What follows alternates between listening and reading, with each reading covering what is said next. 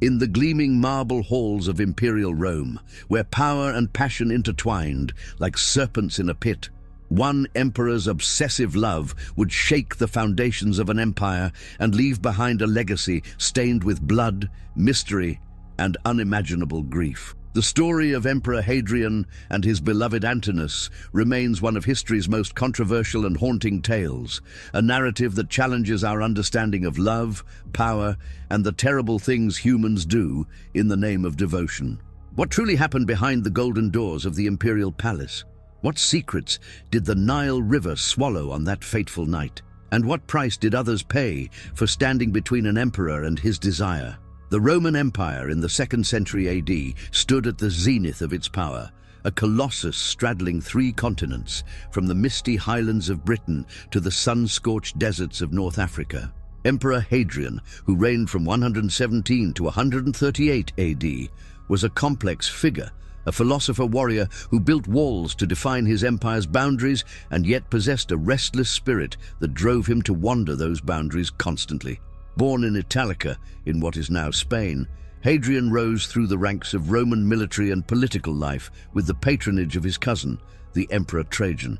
When Trajan died in 117 AD, Hadrian's succession was controversial, with whispers that Trajan's widow, Plotina, had forged the adoption papers on her deathbed. Yet Hadrian quickly consolidated power, executing 4 senators who opposed him and establishing himself as a ruler of iron will and sophisticated taste. The Rome that Hadrian inherited was a society of stark contradictions. Publicly, Roman morality emphasized masculine virtue, military prowess, and the sanctity of marriage as a tool for producing legitimate heirs and forging political alliances. The ideal Roman man was expected to be the dominant partner in all relationships, whether with women or with younger males. Same-sex relationships were not taboo in themselves. What mattered was who penetrated and who was penetrated, who dominated and who submitted. A Roman citizen man could take sexual pleasure with male slaves or prostitutes without shame, provided he maintained the active role. However, an emperor who showed excessive attachment to a male lover, particularly one of lower status, risked appearing weak, effeminate, and unfit to rule. The gossip mills of Rome were merciless, and reputation was everything in the political theater of the empire. Hadrian's marriage to Vibia Sabina in 100 AD, when he was 24 and she was 15, was purely political, arranged to cement his connection to the imperial family. By all accounts, it was a union devoid of warmth or affection. Ancient sources paint a portrait of mutual disdain. The historian Cassius Dio recorded that Hadrian found Sabina moody and difficult, while she detested him in return. The biographer of the Historia Augusta went further, claiming that Hadrian would have divorced Sabina had he been a private citizen, and even hinting that he contemplated poisoning her on several occasions. Whether these accounts are entirely reliable is debatable. The Historia Augusta is notorious for including gossip and fabrication, but the consistent theme across multiple sources suggests a marriage that was, at best, coldly functional and, at worst, actively hostile. No children were born from this union, a fact that would have profound implications for the succession and for Hadrian's personal life. Sabina, trapped in this loveless arrangement, apparently sought consolation elsewhere. Ancient sources suggest she formed a close relationship with Gaius Suetonius Tranquillus, the famous biographer and historian who served as Hadrian's private secretary. Suetonius had access to the imperial archives and intimate knowledge of court life, which would later inform his famous work, The Lives of the 12 Caesars. The exact nature of his relationship with Sabina remains unclear. Was it intellectual companionship, romantic entanglement, or something more scandalous? The sources tantalizingly suggest impropriety without providing explicit details. What is certain is that in 122 AD, Hadrian abruptly dismissed Suetonius from his position, along with the Praetorian prefect Septicius Clarus, officially for showing insufficient respect to the empress. The real reason, according to the Historia Augusta, was that both men had behaved with excessive familiarity towards Sabina. The vague phrasing leaves room for interpretation, but the message was clear. Hadrian would tolerate no rivals, no matter how powerful or accomplished. The exile of Suetonius marked a turning point in Hadrian's reign. The emperor, who had shown himself willing to eliminate political opponents, now demonstrated he would also ruthlessly remove anyone who threatened his domestic arrangements, however unhappy those arrangements might be. This incident revealed a possessive, controlling streak in Hadrian's character that would become more pronounced in the years to come. He was a man who demanded absolute loyalty and would brook no interference in matters he considered personal. The imperial court learned to tread carefully around the emperor's moods and jealousies. Meanwhile, Hadrian himself remained emotionally isolated, bound to a wife he despised, surrounded by sycophants and potential traitors, ruler of the world, but master of nothing that truly mattered to his heart. This was the psychological landscape into which Antinous would enter, stepping into a void that Hadrian desperately needed to fill. During a visit to Bithynia in northwestern Anatolia around 123 or 124 AD, Hadrian encountered a youth who would change the course of his life and ultimately become one of the most recognizable faces from antiquity. Antinous was born in Claudiopolis around 111 AD, making him approximately 13 years old when he first met the 47-year-old emperor. The son of common Greek parents, Antinous possessed no political connections, no wealth and no power, only extraordinary physical beauty that captivated Hadrian instantly. Ancient descriptions, combined with the hundreds of statues later commissioned, paint a picture of a young man with delicate features, large eyes, full lips, and thick curly hair. The Romans prized Greek physical ideals, and Antinous embodied them perfectly. But there was something more, something ineffable that drew Hadrian to this particular boy. Perhaps it was innocence, perhaps vulnerability, or perhaps simply the promise of genuine affection in a world where the emperor could trust no one. The circumstances of their meeting remain mysterious. Some scholars suggest Antinous was presented to Hadrian as part of a tradition of offering beautiful youths to visiting dignitaries, a practice that blurred the lines between hospitality, prostitution, and gift-giving. Others propose that the meeting was more accidental, that Hadrian simply noticed the boy during his travels and arranged to take him into his household. What is certain is that Antinous joined Hadrian's entourage, initially perhaps as a page or attendant, but quickly becoming far more significant. The Roman practice of pederasty, relationships between older men and adolescent boys, was accepted within certain parameters, particularly in Greek culture, where it was idealized as a mentorship that combined education, military training, and erotic love. The older partner, the Erastes, would guide and protect the younger Eromenos, preparing him for adult citizenship. In theory, the relationship would end when the youth reached maturity and began growing a beard. In practice, particularly among the Greeks, emotional bonds often persisted far longer. Hadrian embraced this relationship with Antinous with an intensity that shocked even the permissive Roman court. Unlike previous favorites who might be enjoyed briefly and then discarded, Antinous became Hadrian's constant companion. The emperor, who had always been restless and eager to travel his empire, now had a reason to make those journeys even more personal and intimate. For nearly 8 years, Antinous accompanied Hadrian on his extensive tours of the Roman provinces. They traveled together through Greece, Egypt, Asia Minor, and Africa, visiting temples, consulting oracles, attending festivals, and hunting dangerous game. Contemporary accounts mention them hunting lions in Libya and participating in religious ceremonies in Athens. Antinous was no longer a mere concubine or slave. He was elevated to a position of unprecedented prominence, standing beside the emperor as something approaching an equal, at least in Hadrian's eyes. The court watched this development with growing alarm. In Rome, maintaining appearances was crucial to political survival, and Hadrian's obvious infatuation with Antinous violated unwritten rules about appropriate imperial behavior. While it was acceptable for an emperor to take sexual pleasure from male slaves or prostitutes in private, to openly elevate one's male lover to a position of honor and influence was seen as dangerous and unseemly. Roman senators worried about the implications for imperial dignity and authority. How could the master of the world command respect if he appeared enslaved by passion for a Greek boy of no consequence? The whispers in the Senate and the Forum grew louder. Some compared Hadrian unfavorably to previous emperors, noting that even those with homosexual inclinations had maintained discretion.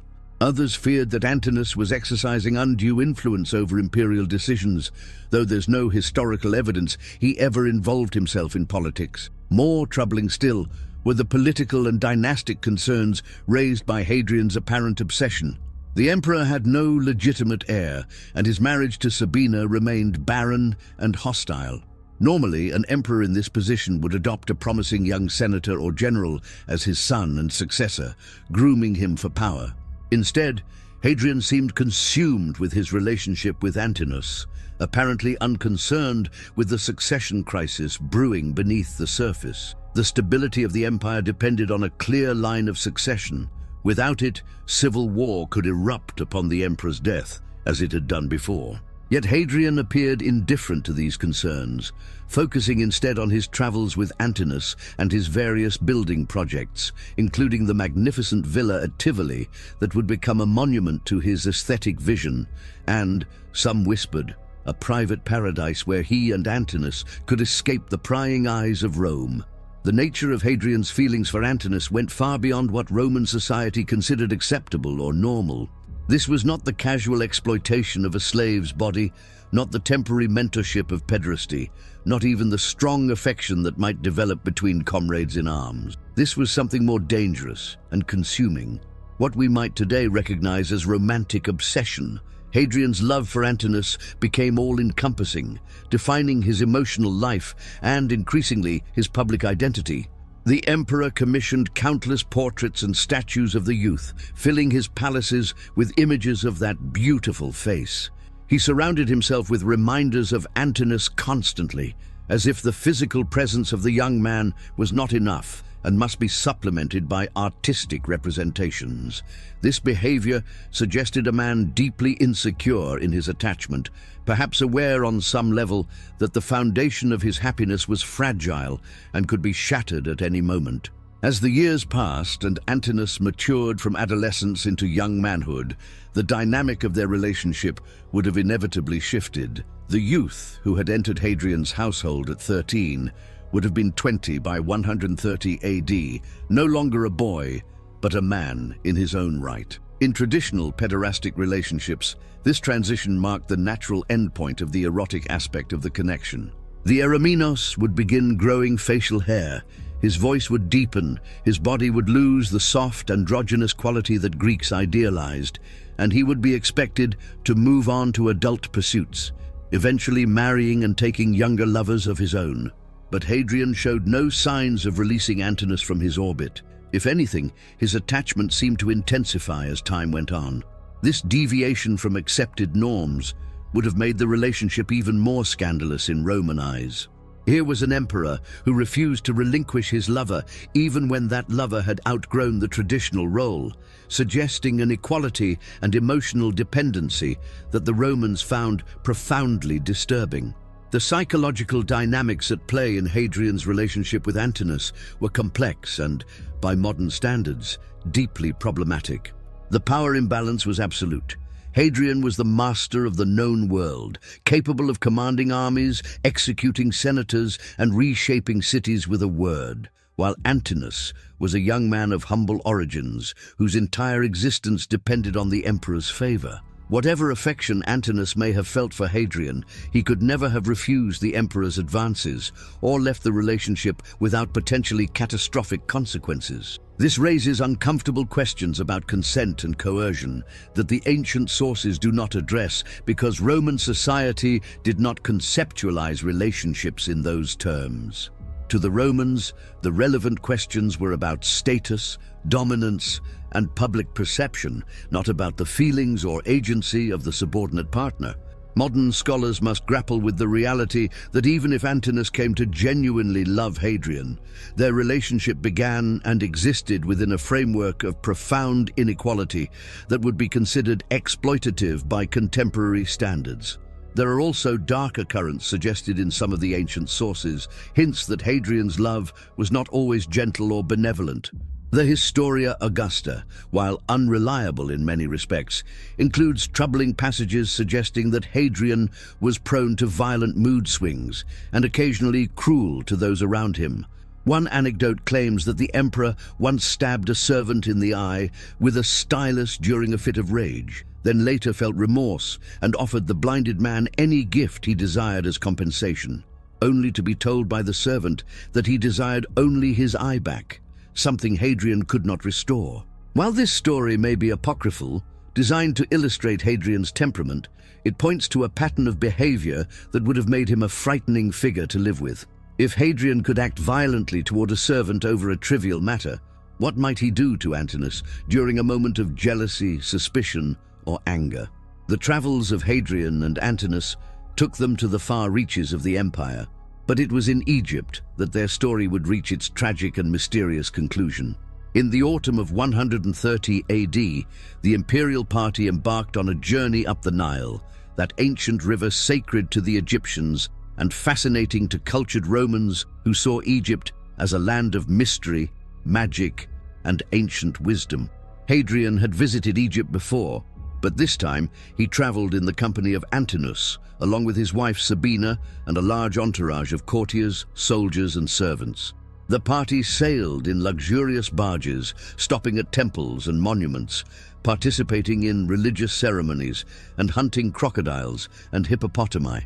Egypt in the 2nd century AD was a strange hybrid culture, where pharaonic traditions persisted alongside Greek and Roman overlays, and where the boundaries between life and death, human and divine, seemed thinner than elsewhere in the rational Mediterranean world. As they journeyed south, Hadrian consulted with Egyptian priests and oracles, seeking insights into the future.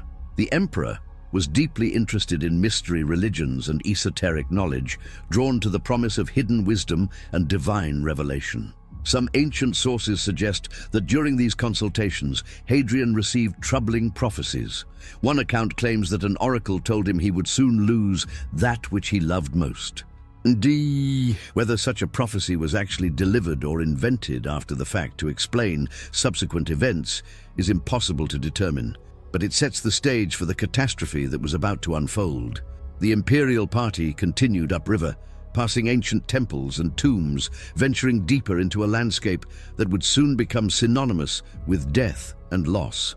On October 30th, 130 AD, somewhere near the town of Hermopolis, tragedy struck. Antinous drowned in the Nile. The bare facts are recorded in multiple sources, but the circumstances surrounding his death remain one of history's most enduring mysteries. The official announcement from Hadrian's court was brief and vague, stating simply that Antinous had fallen into the river and perished. No explanation was offered for how such an accident could have occurred. How does a healthy 20-year-old man, traveling on a boat surrounded by guards and attendants, simply fall into a river and drown? The Nile, while dangerous in places, was not particularly treacherous where the imperial barge was sailing. The silence from the emperor and his entourage about the specific circumstances immediately fueled speculation and gave rise to alternative theories that continue to be debated by historians today. The first alternative explanation was suicide. Some ancient sources, including the historian Cassius Dio, suggest that Antinous took his own life, though the reasons offered vary. One theory proposes that Antinous learned of a prophecy stating that Hadrian's life was in danger and that a voluntary death, a sacrifice, could avert this fate. In this version, Antinous nobly threw himself into the Nile to save the emperor he loved, offering his young life to extend Hadrian's reign. This interpretation fits with Egyptian religious beliefs about the power of sacrifice and the Nile's sacred status as a gateway to the afterlife. Those who drowned in the Nile were considered specially blessed, their deaths seen as a form of apotheosis. If Antinous believed such a sacrifice would protect Hadrian and ensure his own immortality, he might have chosen this path. However, this romantic narrative may have been constructed after the fact to give meaning to a senseless death. Another variation of the suicide theory is darker and more psychological. Perhaps Antinous, approaching his 21st year, recognized that he was aging out of the role of the emperor's beautiful young companion. As his beard grew in and his boyish looks matured, would Hadrian's interest fade? Would he be discarded and replaced by a younger, more beautiful favorite? The Roman world offered few options for an ex-imperial concubine of common birth. Antinous had no family connections to fall back on, no political career of his own, no wealth accumulated in his own name. His entire identity had become bound up with being Hadrian's beloved. Perhaps the prospect of losing that position, of watching the emperor's attention shift to someone else, was unbearable. In this interpretation, Antinous' suicide was an act of despair, an escape from an impossible situation, or even a final assertion of control over his own fate. If he could not remain forever young and beautiful, at least he could choose to die at the peak of his beauty, ensuring he would be remembered as Hadrian's perfect love rather than as a discarded plaything. The second major alternative explanation is murder. This theory has numerous variations, reflecting the complex political environment of the imperial court. One possibility is that Antinous was killed by political enemies of Hadrian, who wanted to destabilize the emperor psychologically or strike at him through the person he loved most. In this scenario, assassins from among the nobility or military, perhaps acting on behalf of senators who despised Hadrian's policies or perceived weakness, arranged for Antinous to be drowned and made it look like an accident. The emperor's obsessive love for Antinous was well known. Removing the youth would have been a devastating blow. However, this theory requires a conspiracy of considerable complexity and risk. Killing someone in the immediate vicinity of the emperor, on his personal barge, surrounded by guards loyal to him, would have been extremely difficult and dangerous for the conspirators. A more disturbing variation of the murder theory implicates Sabina, Hadrian's wife. According to this interpretation, Sabina had endured years of humiliation, watching her husband openly flaunt his love for Antinous while treating her with cold disdain. Perhaps she finally decided to eliminate her rival. She would have had opportunities to arrange Antinous' death, poison, a paid assassin, perhaps even a simple push when no one was looking. The empress traveled with her own retinue of servants and attendants, whose loyalty might be to her rather than to Hadrian. In this scenario, Antinous' death was an act of revenge, a wife's response to years of neglect and disrespect. However, there is no direct evidence supporting this theory, and Sabina herself died under somewhat mysterious circumstances just a few years later, with some sources hinting that Hadrian may have poisoned her, perhaps in revenge for Antinous, or simply to be rid of an unwanted spouse. The most shocking murder theory, and the one that generates the most controversy among historians, is that Hadrian himself killed Antinous. This possibility seems almost impossible to accept given the emperor's subsequent behavior, but it cannot be entirely dismissed. Perhaps in a moment of rage or jealousy, that same violent temper that allegedly caused him to stab a servant in the eye, Hadrian struck Antinous, and the blow proved fatal. Or perhaps the death was an accident during a lover's quarrel, a shove that sent the young man tumbling over the side of the barge. The emperor's power was absolute. If he had killed Antinous in a moment of passion, whether intentionally or accidentally, his entourage would have helped conceal the truth to protect him from scandal and political damage. The vague official announcement and the lack of details about the death take on a sinister quality in this interpretation. Hadrian's overwhelming grief in the aftermath might have been fueled not just by loss, but by guilt and horror at what he had done. Regardless of which explanation one finds most compelling, accident, suicide, or murder, the immediate aftermath of Antinous' death was dramatic and devastating. When news of the drowning spread through the imperial party, Hadrian's reaction was reported to be extreme even by the emotional standards of his era. Ancient sources describe him as inconsolable, weeping openly and uncontrollably. The emperor, who had always maintained the stern demeanor expected of a Roman leader, collapsed into unrestrained grief. For days, he was said to have been unable to perform his duties, shut away in his chambers on the barge, while his entourage waited helplessly. This public display of emotion was shocking to Roman sensibilities. Men of Hadrian's status were expected to maintain composure even in the face of great personal loss. Excessive grief, particularly over a male lover, was seen as unmanly and beneath the dignity of an emperor. But Hadrian seemed not to care about appearances or reputation. His loss was total and his anguish uncontainable. As the initial shock began to subside and Hadrian regained some measure of functionality, he embarked on a course of action that would ensure Antinous' memory would persist for millennia. The emperor announced that Antinous would be deified, elevated to the status of a god. This was an extraordinary step. And while emperors themselves were often deified after death, particularly those who had ruled successfully, the elevation of a private citizen, let alone a young male concubine of common origin, to divine status was virtually unprecedented. Hadrian justified this decision by claiming that Antinous had drowned in the Nile, and in Egyptian tradition, those who died in the river's waters became blessed and divine. He also pointed to reports of miraculous phenomena following the death, a new star appearing in the sky, strange lights and visions witnessed by the imperial party. Whether these signs were real, imagined, or invented to justify the deification, they provided Hadrian with the religious pretext he needed to carry out his plan. The cult of Antinous that Hadrian established was unlike anything the Roman world had seen before.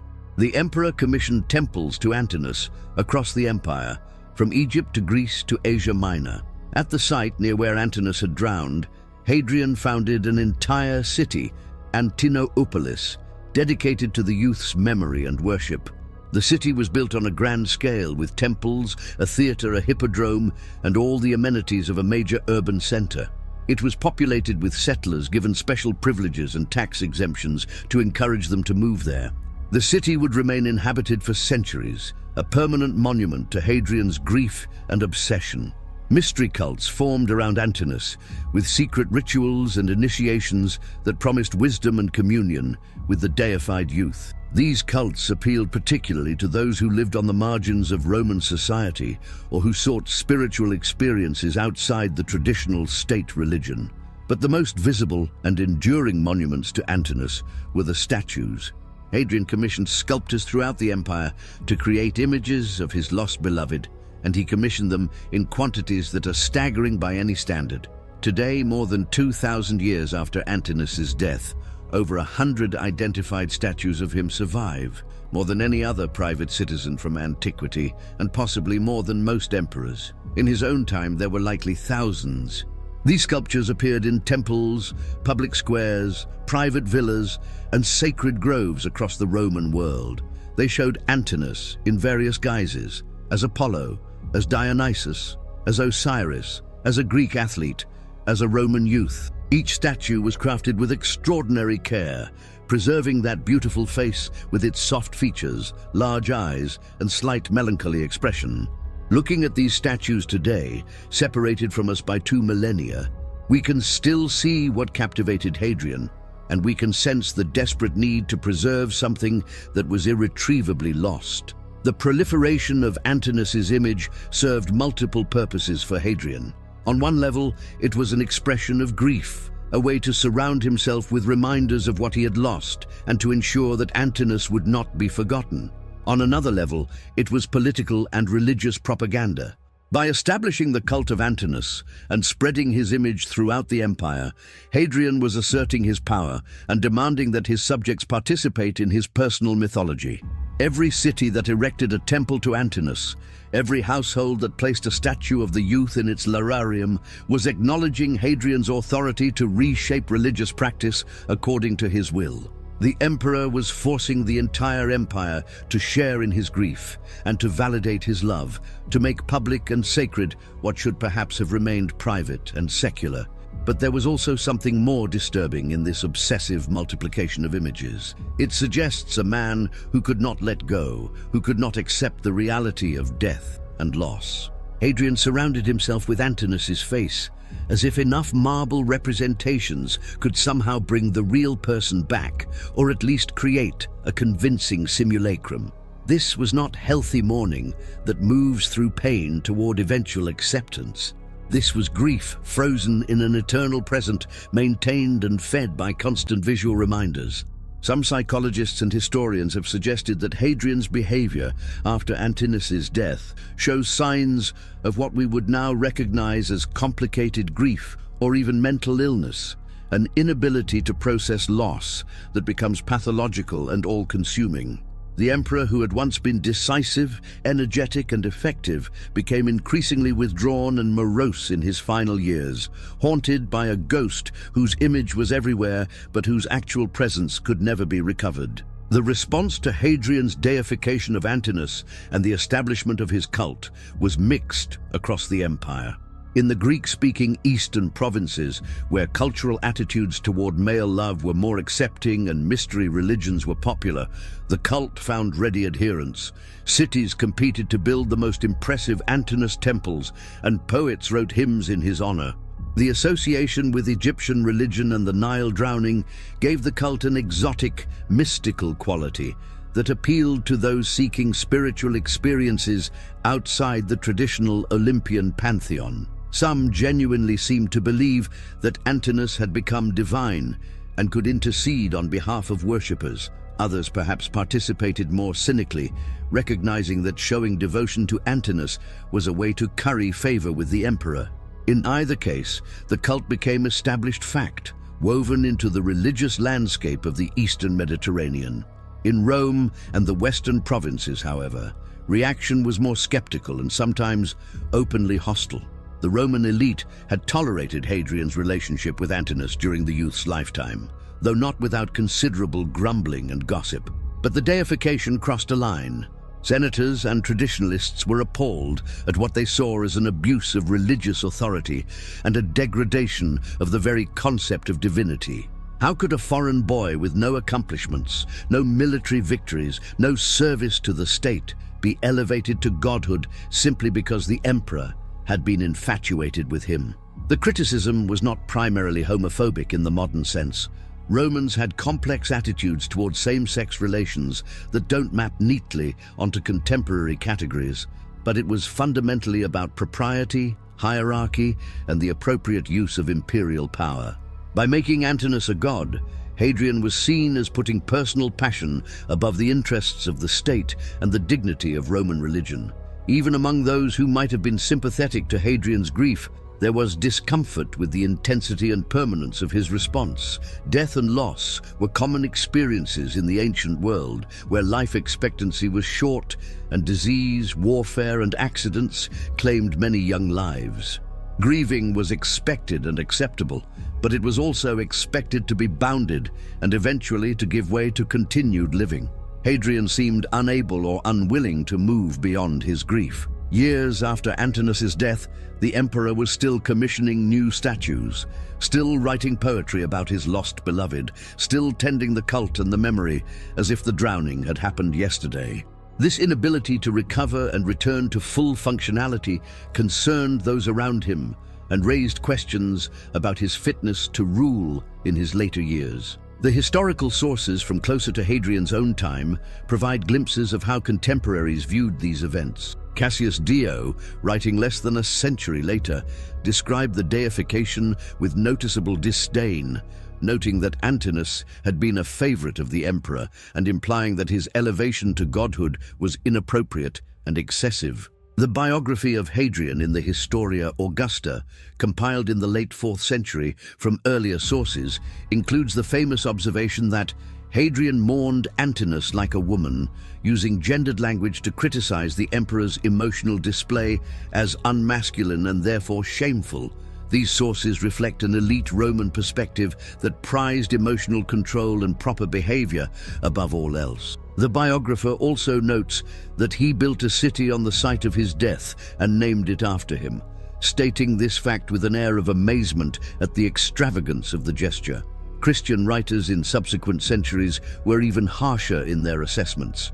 To early Christians, Hadrian's relationship with Antinous represented everything wrong with pagan culture: sexual immorality, idolatry, and the confusion of human passion with divine truth. Writers like Saint Athanasius and Clement of Alexandria pointed to the cult of Antinous as evidence of paganism's spiritual bankruptcy. How could a religion that elevated a dead catamite to godhood possibly be true? These Christian critiques, while motivated by theological and cultural agendas very different from those of earlier Roman writers, reinforced the interpretation of Hadrian as a man whose obsessive love had led him into moral and spiritual error. The Christian perspective would dominate European understanding of Hadrian and Antinous for over 1,000 years, ensuring that their story was remembered primarily as a cautionary tale about the dangers of unnatural passion and imperial excess. Despite the controversy and criticism, the cult of Antinous persisted for surprisingly long. Temples and statues remained in place for over 2 centuries after Hadrian's death, and inscriptions show that people continued to worship Antinous well into the 3rd century AD. The city of Antinopolis remained a going concern, its inhabitants maintaining the cult as part of their civic identity. The mystery religions associated with Antinous continued to attract adherents who sought mystical experiences and promised salvation. Only with the Christianization of the Roman Empire in the 4th century did the cult of Antinous finally fade away.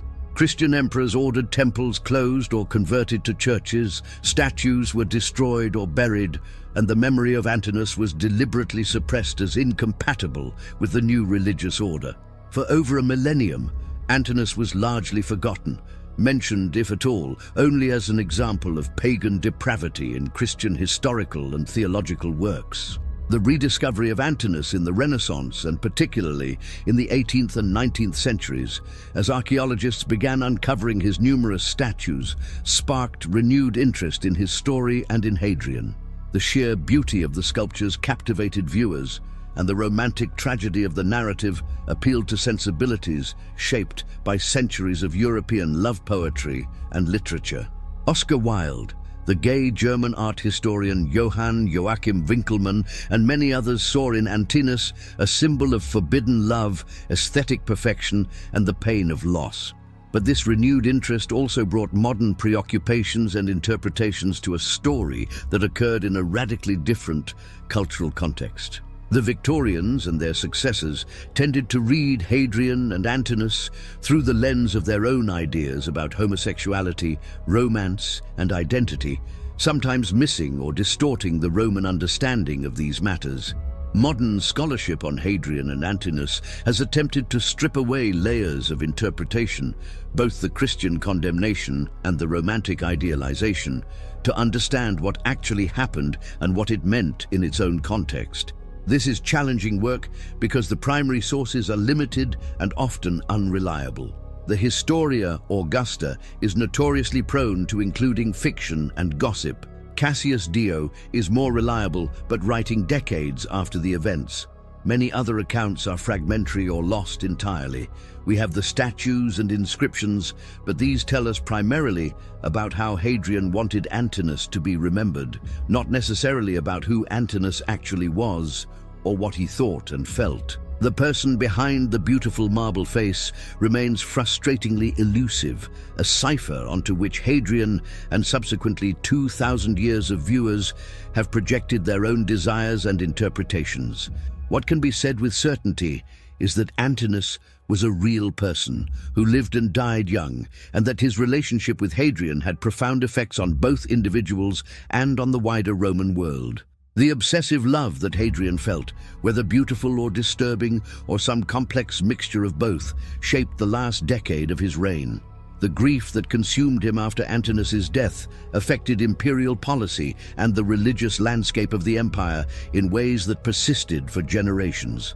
In this sense, Antinous, a youth of humble origin who likely never expected to have any impact on history, became one of the most important individuals of his century, not through his own actions, but through the extreme reaction his death provoked in the most powerful man in the world. The final years of Hadrian's life, from 130 to his death in 138 AD, were marked by increasing darkness. After the loss of Antinous, the emperor became more reclusive, spending much of his time at his enormous villa at Tivoli, outside Rome. This villa, with its theaters, baths, libraries and gardens, had been under construction for years and would become one of the most magnificent private residences ever built. Some scholars believe that Hadrian designed it partially as a retreat where he and Antinous could escape the scrutiny of Roman society. After Antinous' death, it became instead a monument to memory and loss, its beautiful spaces haunted by absence. Hadrian's health began to decline, and with it his already irascible temper worsened. He became increasingly paranoid about plots and betrayals, executing or forcing the suicide of several individuals he suspected of treason or disloyalty. His relationship with his wife Sabina, never good, deteriorated completely. She died in 136 or 137 AD, and later sources hinted that Hadrian had poisoned her, though this may be slander.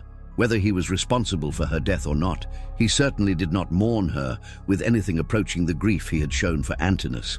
The contrast was noted by contemporaries and added to the perception of Hadrian as a man whose emotional life was disordered and whose priorities were skewed. He finally addressed the succession issue by adopting Lucius alias Caesar as his heir, but Aelius died suddenly in 138, forcing Hadrian to adopt Antoninus Pius, who would succeed him. These machinations were carried out during a period when Hadrian was suffering from increasingly severe illness, possibly heart disease or dropsy, which caused him great physical pain and further affected his mental state. In his final months, Hadrian's suffering became acute. Ancient sources describe him as begging his attendants to help him die, even attempting suicide on several occasions, but being prevented by his guards and physicians.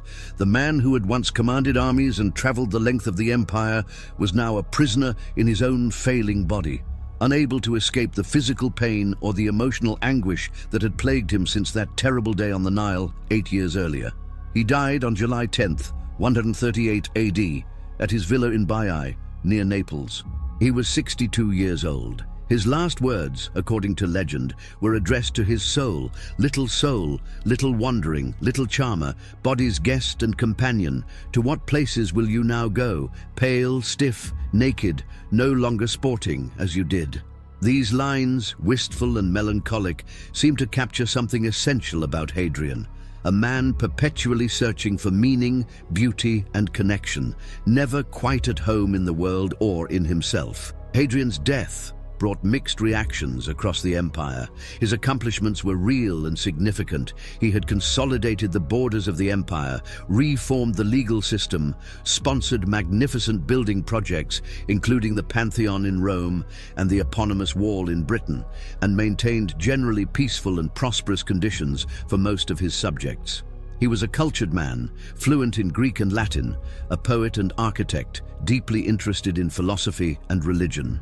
Yet his reign was also marked by cruelty, paranoia, and personal obsessions that had sometimes interfered with his duties. The Senate initially refused to vote him divine honors, a snub that reflected their disapproval of aspects of his rule, particularly his treatment of senators and his controversial elevation of Antinous. Only the insistence of his successor Antoninus Pius, who made the deification a condition of accepting the throne, forced the Senate to relent. Even in death, Hadrian remained a controversial figure, admired and reviled in roughly equal measure. The story of Hadrian and Antinous invites us to reflect on the nature of love, power, and grief across cultural and temporal boundaries. What does it mean to love someone who is fundamentally unequal to you in power and status? Can genuine affection exist in such circumstances, or is the relationship inevitably corrupted by the imbalance? These questions remain relevant today as we grapple with issues of consent, agency, and power dynamics in relationships. The fact that Antinous was likely between 13 and 15 when he entered Hadrian's household makes the relationship even more troubling to modern sensibilities, though we must be careful not to simply impose our standards on a culture that understood age, maturity, and consent very differently. The Romans did not have our concept of childhood as a protected period of development. Young people were expected to take on adult roles and responsibilities much earlier, and the boundaries we consider sacrosanct did not exist for them. At the same time, we should not fall into pure cultural relativism that excuses everything as different times, different standards.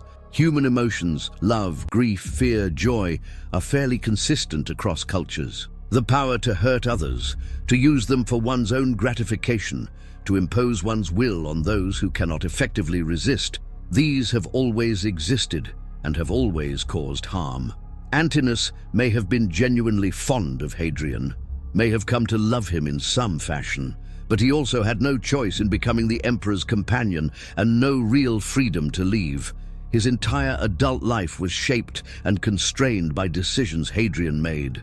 When we look at those beautiful statues, we see not just an idealized youth, but a person who was, in a very real sense, owned by another human being.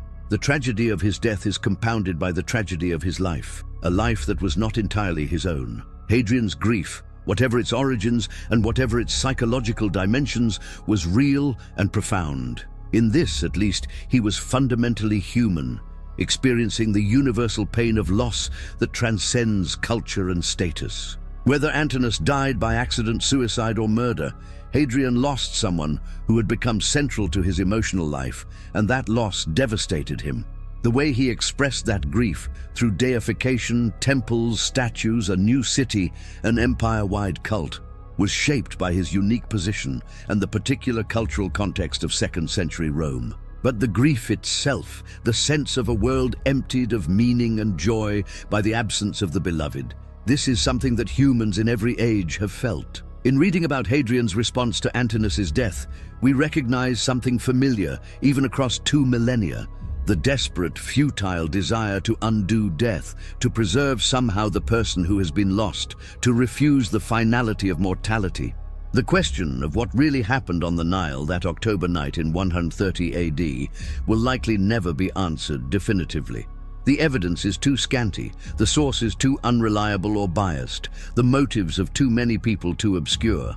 Each theory, accident, suicide, murder, has its adherents among historians and its own circumstantial support. Perhaps the most honest answer is that we simply do not know and cannot know.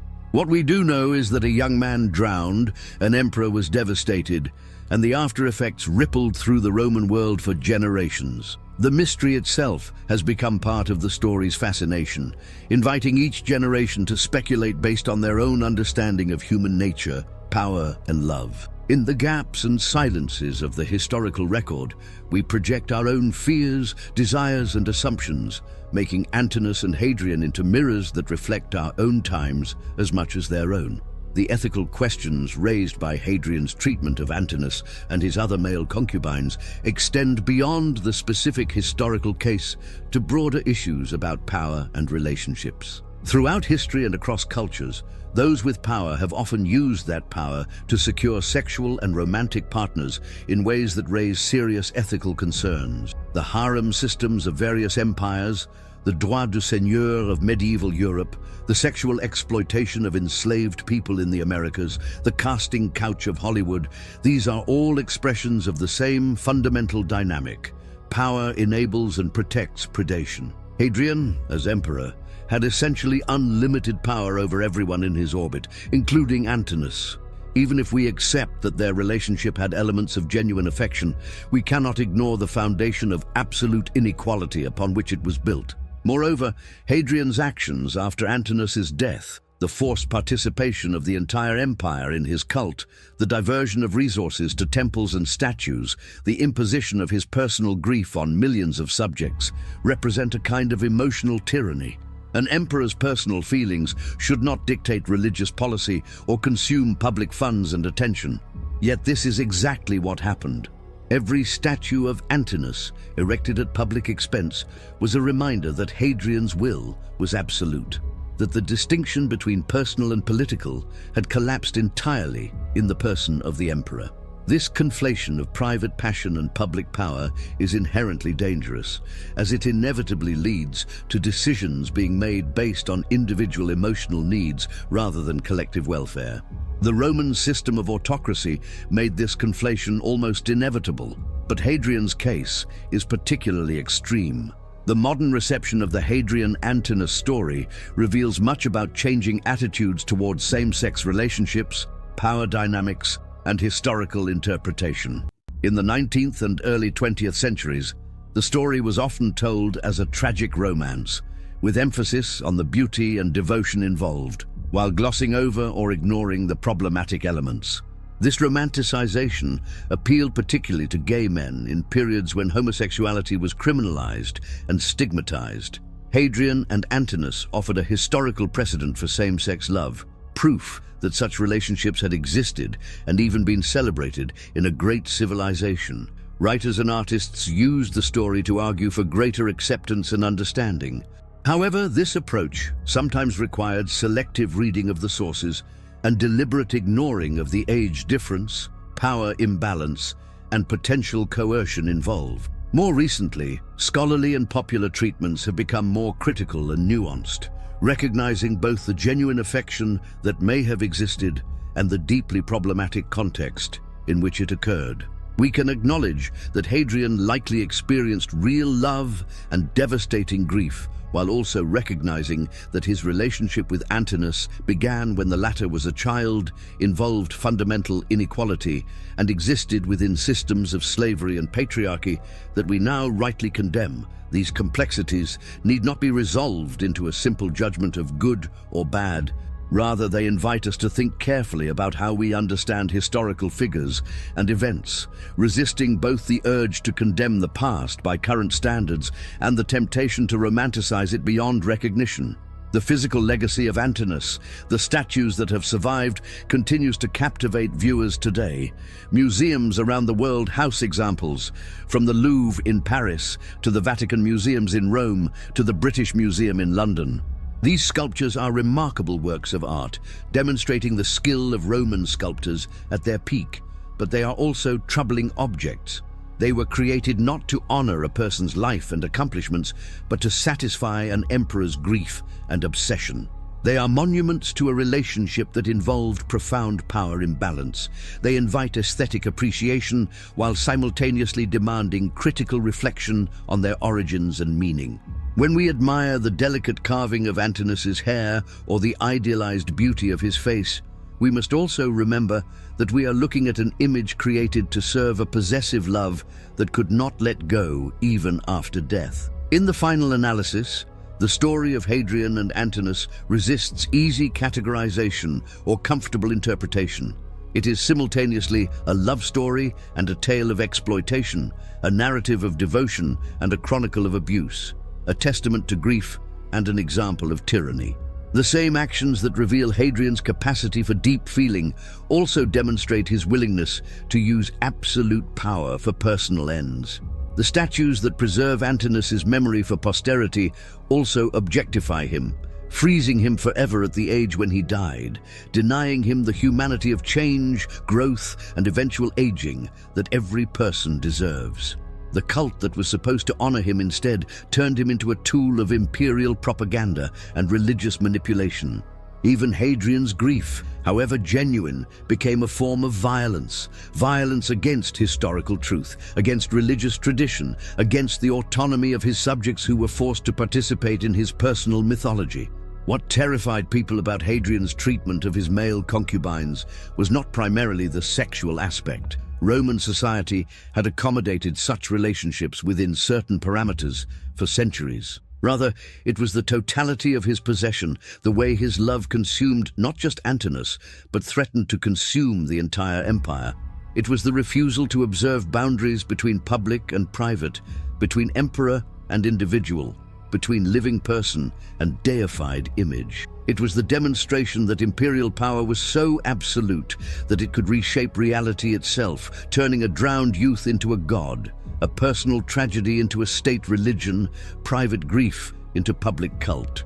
For the Roman elite watching these events unfold, Hadrian's behavior was terrifying because it revealed the fundamental precariousness of life in an autocracy, where one person's whims and passions could determine the fate of millions. The mystery of what happened on the Nile will endure as long as people study Roman history, a puzzle that each generation will attempt to solve using the tools and assumptions of their own time. But perhaps the mystery is ultimately less important than what is certain.